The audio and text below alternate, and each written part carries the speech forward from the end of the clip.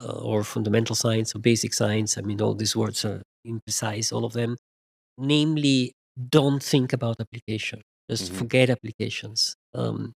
Because somehow our science is built upon a number of key results obtained through the centuries.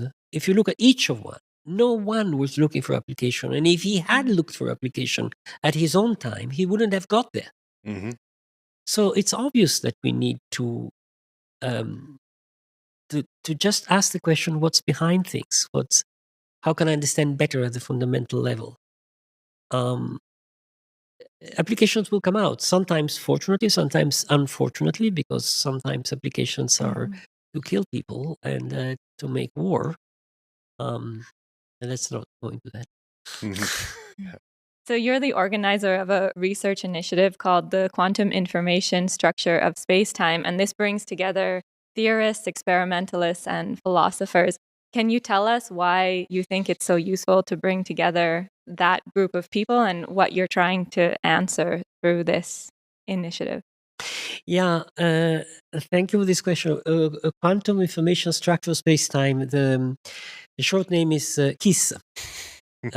KISS written with a Q, but we like this. It's a big consortium with a big grant, mostly used for supporting young people, postdocs. A group of PI here, in fact, 2 groups of PIs are part of it. And there are about dozens of groups all over the world, from Hong Kong to Mexico to California.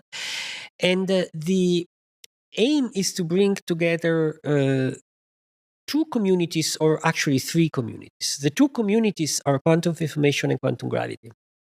And the idea is that quantum gravity people have been using quantum information notions, or beginning to use in various ways. And quantum information people are starting thinking about how quantum information works in space and time, let me say it this way. And so the same problems are being addressed from a completely different perspective. And the third community is philosophers, because this dialogue opens fundamental questions, like what we were saying before, the direction of time, or the nature of what is information, what do we mean by information.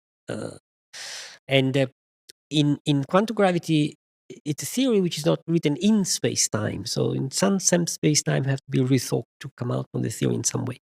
And these are philosophical questions. So these are different communities which are being brought together. And in June this year, there will be, not far from PI, in London, Ontario, so it's just a short drive from PI, a conference bringing together this. And it's a conference that we have organized. Is not a standard conference with speeches and a few questions. Why do you say that? Each half day will have a few 10-15 minutes of very short flash presentations, and then a couple of hours of open discussion.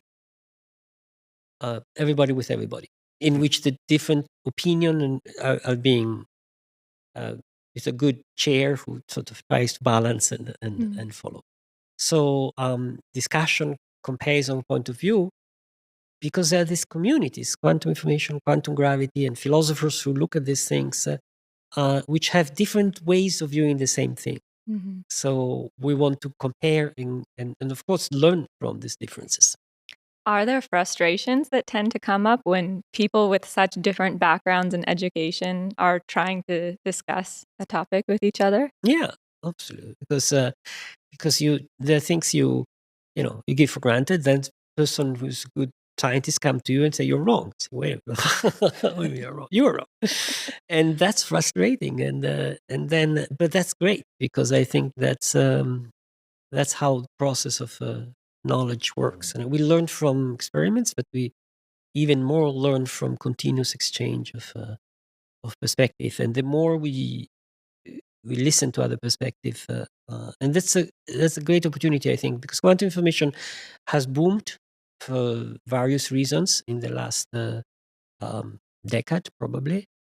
And there are very good ideas there, which I think are relevant for quantum gravity. On the other hand, the pure quantum information are not aware that some of the things that they are struggling with have already been addressed by quantum gravity, right? So there's really a dialogue to start here, and the philosopher are interested in both and have things to say about both. So I hope that this dialogue in three, based not just in presentation but in discussion, will work, and I look forward to that.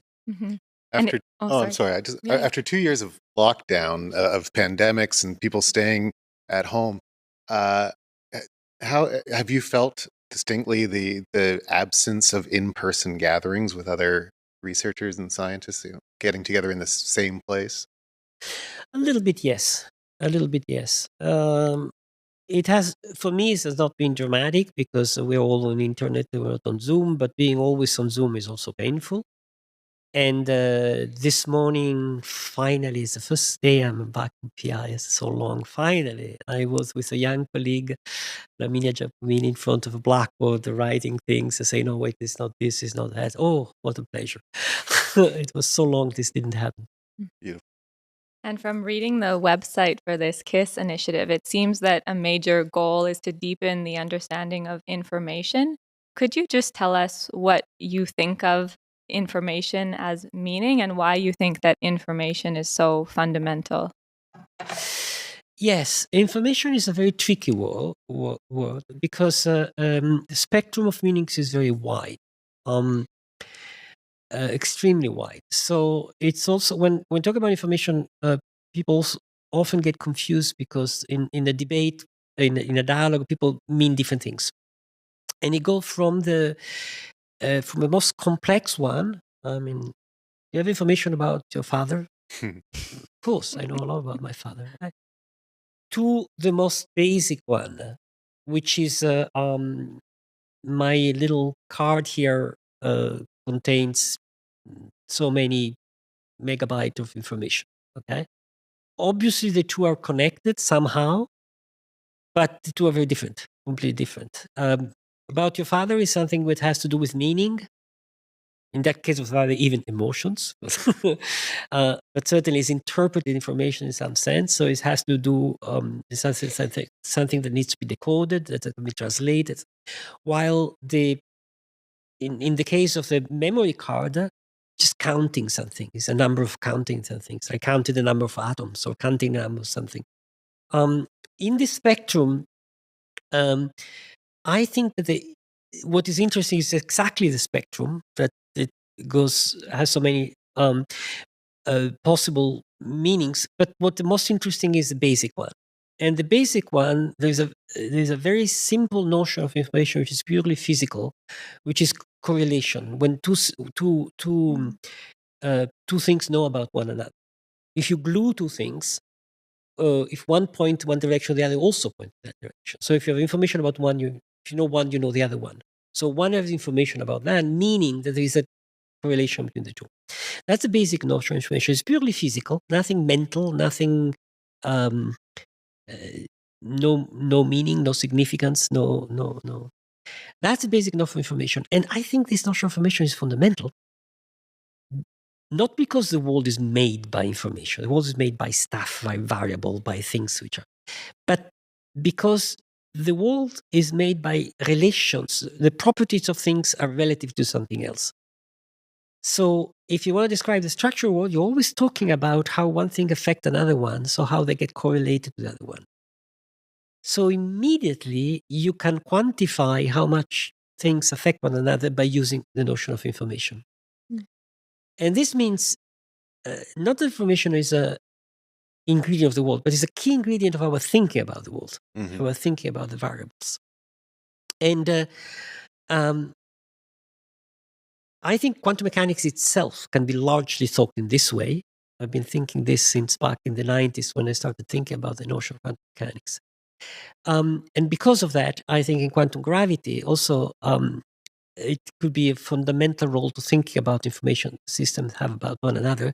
But once we go into this way of thinking about physics, not as how systems are, but how systems have information about one another, how they're correlated, then it's easier to understand that there's a continuity to the most complicated notion of information, the one about your grandfather or your father, right? So the mental